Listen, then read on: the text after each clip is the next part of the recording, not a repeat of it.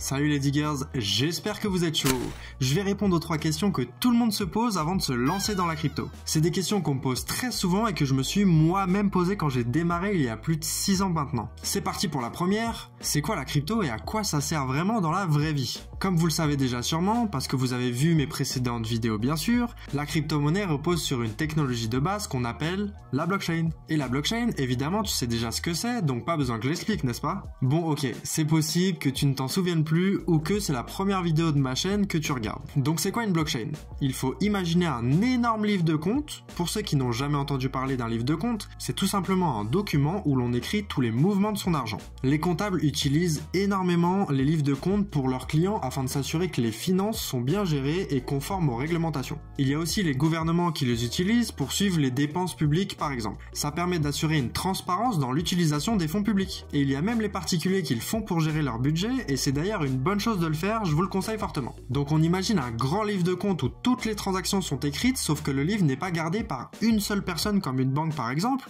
mais par des milliers d'ordinateurs partout dans le monde. Et ça, c'est ce qu'on appelle une base de données décentralisée. Et ben la blockchain, c'est ça, un grand livre de compte décentralisé. Et cette décentralisation a un avantage énorme. Elle rend les transactions beaucoup plus sécurisées et transparentes car il n'y a pas d'intermédiaire pour tout gérer. Tout est public et traçable, ça évite les fraudes et ça rend tout plus fluide. Mais à quoi ça sert dans la vraie vie cette technologie? Eh bien la crypto-monnaie peut être utilisée comme moyen de paiement. Prenons un exemple. VisaNet, la technologie derrière les paiements Visa, elle gère des millions de transactions chaque jour mais avec des frais. Avec la blockchain, on peut faire la même chose avec moins de frais et de manière beaucoup plus rapide. Mais attends, ce n'est pas tout. La blockchain ne sert pas seulement à payer ton café en Bitcoin, elle permet aussi de créer des contrats intelligents.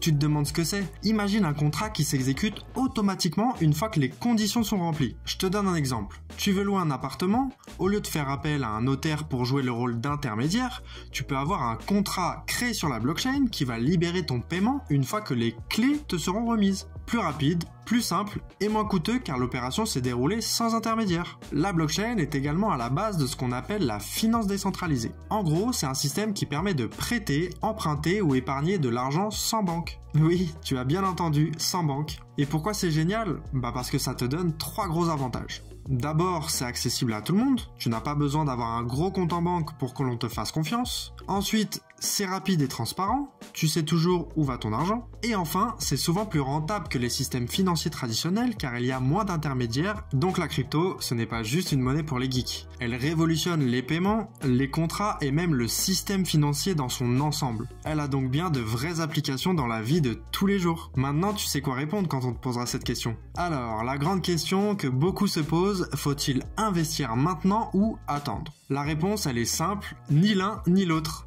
Il n'y a jamais de moment parfait pour investir. Je vais être honnête avec vous, si vous attendez le moment idéal pour investir, vous risquez d'attendre longtemps, très longtemps.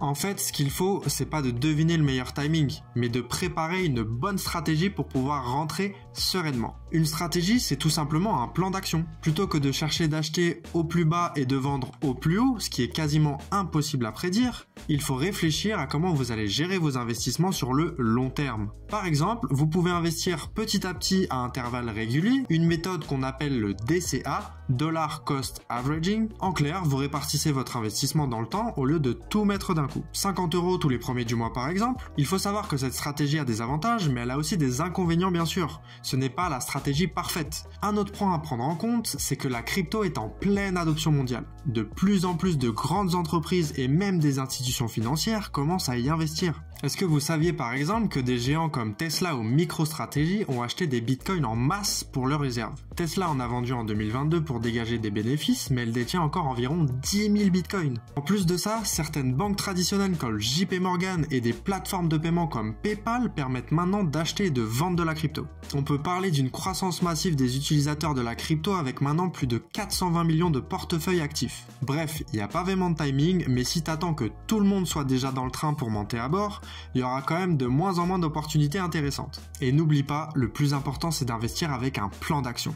Le plan, c'est valable dans la vie de tous les jours. Quand tu cuisines, il faut suivre les étapes de la recette. Tu vas pas mettre du gruyère dans tes pâtes avant de les faire cuire. Quand tu pars en voyage, tu vas pas acheter ton billet d'avion le lendemain de ton vol. Ou même quand tu veux réussir un examen, comment tu fais? Tu prépares ton plan de triche avant d'y aller. Je plaisante, il faut réviser bien sûr, j'ai complètement déraillé. On finit en beauté avec la troisième et dernière question. Ça peut paraître anodin comme question, mais j'adore cette question. Est-ce que la crypto c'est risqué? Eh bien oui, il y a des risques, mais comme dans toutes les choses qui peuvent nous apporter. En réalité, le risque il est partout, on ne peut pas espérer gagner de l'argent sans prendre de risques. On prend ces risques pour le bien que cela peut nous apporter, mais ça n'enlève en rien les risques que l'on peut prendre. Et quand on conduit, on prend des risques aussi, surtout que ça ne dépend pas que de nous. En moyenne, aux États-Unis, la probabilité de faire un accident de voiture sur un trajet est d'environ 1 sur 63 par an. Ça veut dire qu'il y a environ 1,6% de chance d'avoir un accident en voiture. Ça reste une moyenne bien sûr, donc si tu as un comportement de conduite exemplaire, c'est un facteur qui peut réduire ton risque. Et bien dans la crypto, c'est pareil, on peut maîtriser notre risque et le réduire si on le souhaite. En crypto, le risque principal vient de sa volatilité. En gros, la volatilité, c'est quand les prix montent et descendent très rapidement. En fait, c'est lié au fait que la crypto est un marché encore très jeune. Un jour, tu peux avoir ton investissement grappé de 20% et le lendemain, il peut chuter de 30%. Il faut savoir que plus le marché est jeune, plus il y a des mouvements et donc plus il y a potentiellement des profits à faire. Mais attention, il faut maîtriser cette volatilité avec une bonne stratégie. Donc oui, la crypto comporte des risques, mais tout comme dans n'importe quel investissement ou dans la vie, ces risques peuvent être mesurés et contrôlés. Si tu suis les bonnes pratiques, tu pourras naviguer dans ce monde tranquillou, sans stress.